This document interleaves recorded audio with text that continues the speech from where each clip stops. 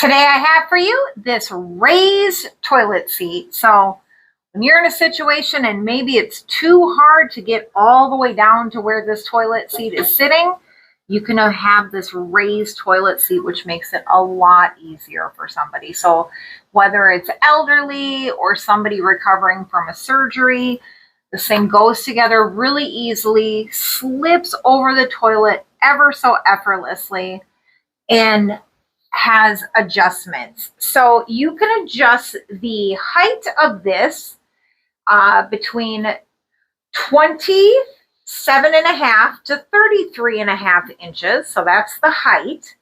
Or you can do the width here, 23.6 to 25.6 inches. And then the seat itself here, this whole device can accommodate up to 400 pounds. But you've got a nice little toilet paper holder here, as you can see.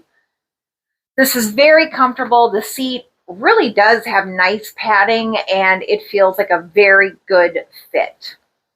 Let me give you a close-up look. All right, here is a close-up look of the seat itself. I did want to point out they do have these nice non-skid feet. So it feels extra secure, but really a great seat. Simple, easy, I love it.